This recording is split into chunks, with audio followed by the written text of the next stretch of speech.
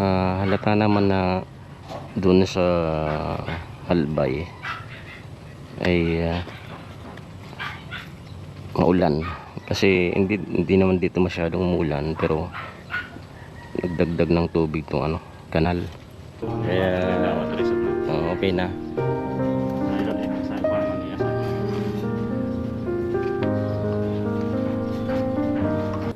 Ang bahay, pero dito sa bagong project ay talagang ano na to, naka-prepare na to para sa tubig baha.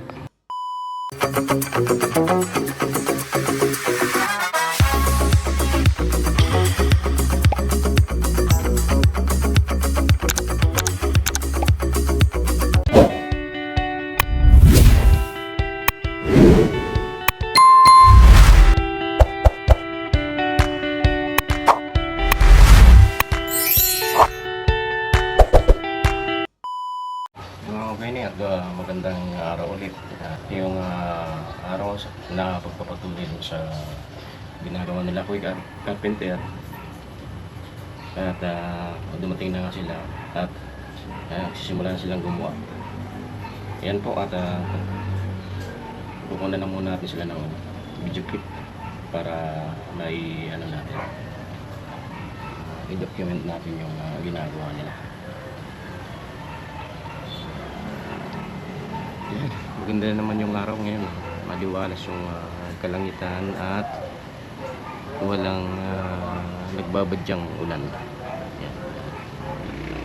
Pag umaga ganito yung itsura ng langit, talagang maaliwalas. Kapag sumasapit na yung hapon ay medyo maulap na siya. Buti kahapon ay umulan naman, kaya lang pagdating ng gabi ay tumigil na siya, kaya nakapagtinda ulit kami dun sa boulevard. At yun nga, as usual, alas 2 na naman ng madaling araw natapos yung tinda. Puyat na naman ako, at ayun, nakapagluto pa rin kahit puyat. Nakapagtinda dun sa si Ate Mama dun sa kabilang kalsada, at naubos naman yung tinda, kaya medyo okay naman, kumita nung konti. Ayan, at tingnan natin yung naghahalo sila ng pang asintada. At yung gagawin ni Kuya Carpenter ay yung nasa side na ng hagdan. At yung isang kasama niya ay pupunan yung naunang inasintada nila Kuya Carpenter, yan, para makompleto na itong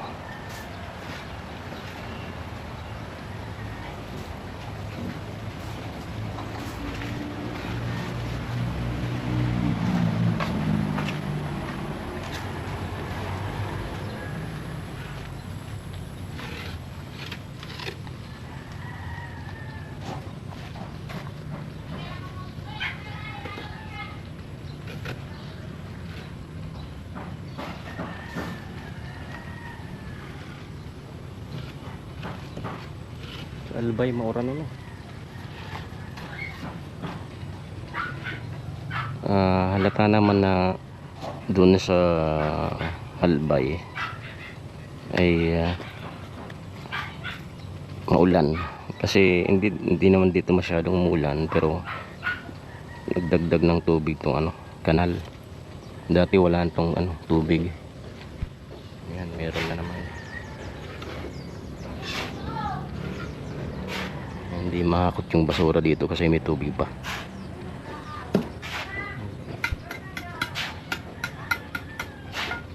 At sasarado na nga ni Kuya Carpenter yung dito sa parteng may hagdan.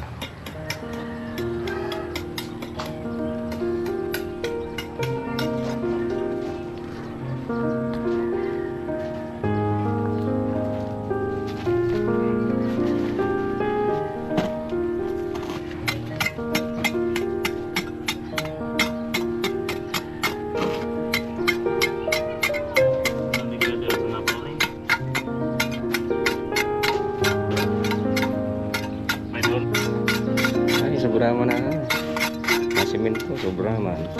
Tapos gumansan mga dating kobra, duraba. Kaya raw ito. Mga pirang pulgada ako ha. Ibug. Ay, patong sa diyan, sa beam. Pirang pulgada, patong sa beam.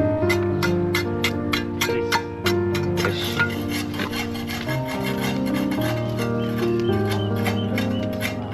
Ha? Ayun, dapat orib ko mananggat ka. Baka magsumok pa itong tubig. Oh. Patanganin pa niya, Tres, medyo narinipis ko. Tadi kaya 4 lagi.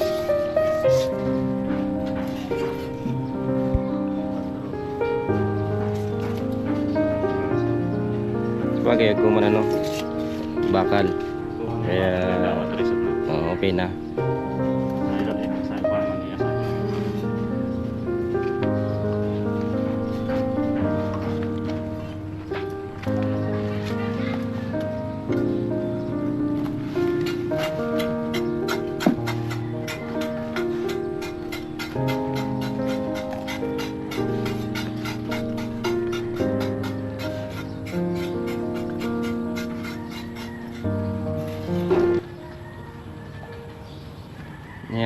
Ayan nga po, Gwyneth, kung matatapos itong bawa ngayong araw ay medyo marami yung mga gawa nila, ay pwedeng direct sa flooring na yan, para kung sakaling magdagdag ulit yung tubig dito sa ay hindi na yung papasok yung tubig galing sa ilalim, kasi na, simental na. Kaya pumapasok yung tubig sa galing ilalim, kasi pa yan, malambot pa yung lupa dyan sa sa ground floor. Kaya pag sink in yung tubig, ayan, pumapasok doon sa loob, kaya nagkakaroon ng tubig sa loob. Pero kung na yan, palitada na, ay wala, hindi na yan papasukin ng tubig. Doon na lang sa parating mababa, doon sa likod ng kusina, dito sa gilid ng palibot ng bahay. Pero dito sa bagong project ay talagang na to, naka-prepare na to para sa tubig baha.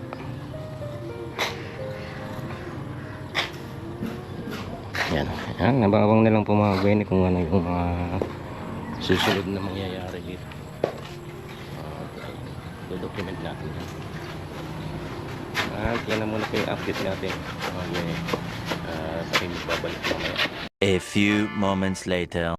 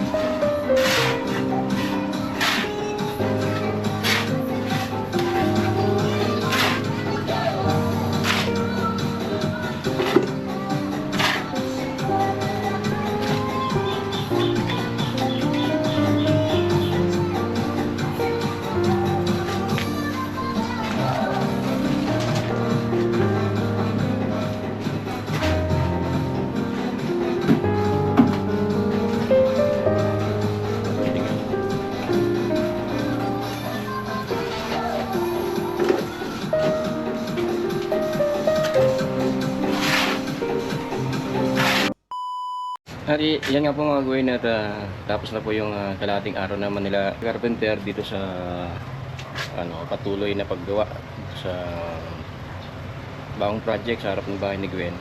At kakaalis pa lang nila. Yan, ito na yung nagawa nila kanina. Yan, natakpan na nga itong dito sa parting blan. Yan, mamaya pupunan na lang yan. At siguro dito na sa sunod. At doon sa gilid. At yung tatapusin na rin yung ito. Yan. At ito na papatuloy na rin. Ay pagpapatuloy na rin. Ano to, sarado din. Kasi pag bagyo, ayan, para safe sa yung daluyong ng ulan. At dito pa anon ko ng mga ilang patong para yung tubig hindi basta-basta makakapasok. Kahit may tubig na dito sa ano, sa tabing lote, ay dyan lang sa ano, sa gilid at sa likod, dun lang siya ano, mag stay yung tubig. Parting mababa kasi yan. Ayan. At ito, ayan, tatambakan na lang to, baka may sabay na din sa ano kapag nag flooring dito, sasabay na lang yung mga upa na to, tatambakan, tapos ayun, simentado.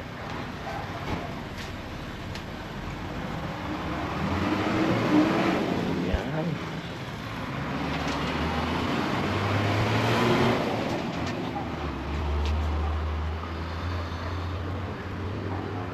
Maganda-ganda to kasi medyo safe na, hindi na basta-basta kung may gustong pumasok, yan, sarado na yan. Higing safe na dito. Ayan, pati yung hagdan sa gilid. Dati ano, bukas lang yan. Buti walang yung nagtatangkang ano, manloob. Pero mas maganda na yung ano, yung sigurado. Kasi mahirap na yung panahon ngayon na ano, kung maging kampante ka. Mahirap. Kasi hindi natin alam yung takbo ng isip ng ibang tao. Lalo na kung yung parang may sakit na sila sa ganyan, nagnanakaw, nanluloob. Doon nga sa ano, sa sunod na bayan ito dun sa Nabwa, meron daw pinagnakawan. Totoo, yung balita, pinagnakawan ng e-bike tapos pinatay pa siya. Yun, kawawa naman. Mahirap yung ganun. Grabe yung sakripisyo sa trabaho, tapos ganun lang kadali yung buhay. Kukunin lang ng isang hindi maintindihan kung ano tumatakbo sa isip nila, basta magkaroon lang ng pera sa kung anong kapritsyo nila sa buhay. Dahil yung gusto nila yung madali, kahit masama, basta masaya na sila sa ganun. Kasi sa uli naman yung pagsisisis siyempre hindi naman lahat ng taong gumagawa ng ganyan talagang sanay sila. Minsan nagagawa na yan kasi grabe, sa grabing pangangailangan kahit na mali nga. Ayan po, at yan na muna po yung update natin ngayon dito sa patuloy na patrabaho dito sa bagong project sa harap ng bahay ni Gwen. At ayan, hanggang sa muli.